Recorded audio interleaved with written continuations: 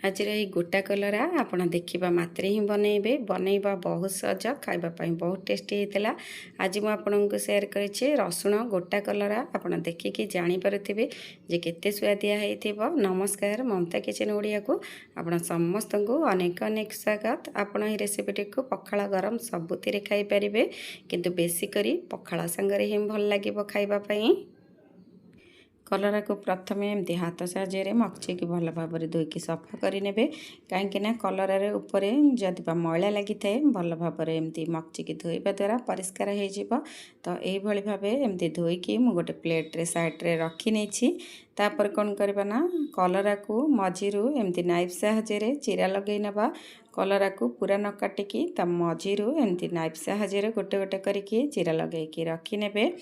तो चिरा लगे रखिला बेले आपण गोटे जिनस ध्यान रखिए कहीं गोटे गोटे कलरारे पोक भी थाए। आपण देखिकी एमती चिरा लगे साइड्रे रखी नेबे। आपण थरे यही कलर बनईकी खाइले जिते बड़े भी घर को कलरा आसब आपण सब बेले ही एमती बनईकी खाइबे। खाइबापी तो बहुत टेस्टी होता। तो एमती मझीरू चिरा लगे रखी नहीं। एबे कौन करबा ना एबे आरपटा साइड्रे गैस ऑन कर नबा एवं कड़ाई रे पानी देदबा एवं ता ऊपर कौन करबा ना एमती गोटे जाली भली आपण जगह रखी नेबे। ता ऊपर कौन करबा ना जो कलरा को आपण चिरा लगे रखिथे तापर से कलरा गुड़िक देदेबे। तापर कौन करेंगे तापर कभर करके 10 ରୁ 15 मिनिट पाखापाखि आपण कभर करके सीझापी छाड़ीदेवे। तो गैस रो फ्लेम को मुझे मीडियम रे रखी एवं गोटे बड़ ग्लास पानी तले दे देछि कड़ाई रे। तो यही भाव 10 मिनिट है आपण एमती चेक करें। तो आ भितर देखंतु एबे कलरा सीझी आसलानी। मुझे टिके नाइफ लगे चेक कर नौछि। देखंतु कलरा पूरा भल भाव सीझी जाइछि। तो कलरा को एमती ठंडा करें तापर कौन करबा ना एमती गोटे पट साइड्रे धरी नेबे अन्य पट साइड्रे चामच साहाय्य एमती मंजी गुड़िक बाहर करे। देखिए जो कलरा गुड़िक पाची जाइथिबो बा मंजी टाण हो जाइथिबो एमती ताको कौन करबा ना बाहर करके फिंगी नेबे। ताको बिल्कुल भी देबे नहीं। तो ये जी मंजी बाहरी थिला मुझे साइड्रे रखी नहीं। तो ये कौन करवा आरपट साइड्रे से सेम कड़ाई को मु बसई नहीं 2 चम्मच ये सोरिष तेल दे देछि। तापरे किछि जीरा मु दे देछि। तापरे कौन करछि गोटे बुदा रसुण एवं 2टा कंचा लंका को एटी मु छेचिकी नहीं जाइछि। तो रसुण रो फ्लेवर ही एथिरे आसीबो खाइबा को बहुत टेस्टी लागिबो। आपण एटी कोनोसी पियाज अदा एटी किछि दबा आवश्यक नहीं, केवल रसुण रे ही रेसिपीटी प्रस्तुत होइछि। तो रसुण को दे सारा तापर कौन करबा ना आपण जो कलरा मंजी को रखिथिबे बाहर करके तापर से मंजी को देके टिके भाजी देबे। तो तापर एठी कौन करबा ना एठी किछि गुंड मसला दे देबा। प्रथम एठी अल्प किछि हळदी गुंड दे देछि। तापर हाफ चम्मच जीरा गुंड, हाफ चम्मच धनिया गुंड, हाफ चम्मच एठी काश्मीरी चिली पाउडर। तो एतिकी जिनस को देके हल्का रे टिके एपट सेपट करके भाजी नेबे। गैस रो फ्लेम को एठी लो रे ही रखिथिबे। तापरे स्वाद अनुसार एठी लूण दे दबा। तो लूण दे सारा पर ये साइड्रे मुझे कौन करना 2टा मीडियम साइज्र आलू को सिझेकी रखी नहीं। सीझी सारा पर मु भल भाव एमती चिकन करके चकटी नहीं। तो तापर कौन करबा ना से मसला रे देकी एमती कषि नबा।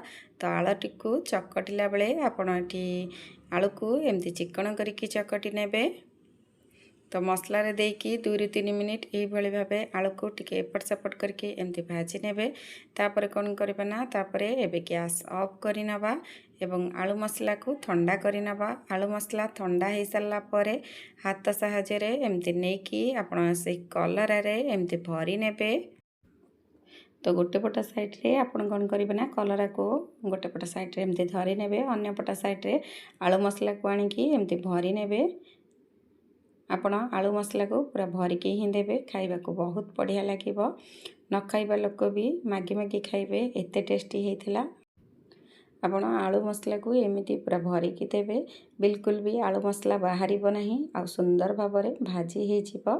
तो आपण वीडियोटी को पूरा वाच करंतु जानि परिबे केमिति बनिछि। तो एमती किछि बनेकी मु साइड्रे तो रखी नहीं। तार पट साइड्रे कौन करबा ना सही कड़ाई रे आ गोटे चम्मच सोरिष तेल दे देबा। तेल जेते बेले गरम हो आसीबो आपण जो कलरा को मसला भरिकी रखिथिबे तापर से कलरा को देदेवे। तो गोटे पट साइड को एमती देदेवे। तापर कौन करबा ना गोटे पट साइड हो आसिले आर पट साइड को उल्टे नेबे। तो एबे कौन करबा ना गैस रो फ्लेम को आपण एठी लो रे ही रखिथिबे, बिल्कुल मीडियम फ्लेम रे रखिबे नाही। आपण 3 रु 4 मिनिट एमती लो फ्लेम रे रखिबे। गोटे पट साइड जेते बेले लाल हे आसीबो अन्य पट साइड को आपण उल्टे नेबे। तो एमिति गोटे गोटे करके मो उल्टे नेछि। तो एपट साइड रे एमती उल्टे सारा पर आपण एठी कोन करिवे ना हल्का टिके लुण आनिकी ऊपर एमती छिंची नेबे बा बुलेई नेबे। जेहेतु कलरा सिझेला बेले आम एठी लुण देई नथिले, केवल मसला रे ही देइछे, सेतिपई कलरा खाइला बेले टिके फिकालिया लागि पारे खाइबा पई। सेतिपई आपण कोन करिवे ना हाथ रे एमती गोटे चुटकी लुण नै आसीबे, एमती बुलेइकी चारिपट देई देबे। तो आलू को सेतिपई मु प्रथमे ऊपर साइड रे ही रखिथिली, सेतिपई गोटे पटा साइड हेई आसला परे मु अन्य पटा साइड को एमती उल्टे नेछि। आलू पटा साइड रे आपण बिल्कुल भी लुण देबे नाही, नल नहीं कौन हम ना लुणिया लगी पारे। सेतिपई मु एपट साइड को उल्टे सारा पर एठी लुण ऐड करिछि। देखंतु दुई पट साइड को भल भाबरे एई भली भाबे लाल करके भाजी नेबे। तो एठी एबे दुई पट साइड लाल हेकी भाजी आसलानी। आलू मसला मध्य भरिकी अच्छी, बिल्कुल भी बाहर को बाहर नहीं। देखंतु आपण जदि एही प्रोसेस रे बनेइबे बहुत बढ़िया बनिबो आ खाइबा पाई मध्य सेतिकी सुआदिया हेतिला। तो दुई पट साइड को मु एमती लाल करके भाजी नेछि एवं गोटे प्लेट को बाहर करि नेछि।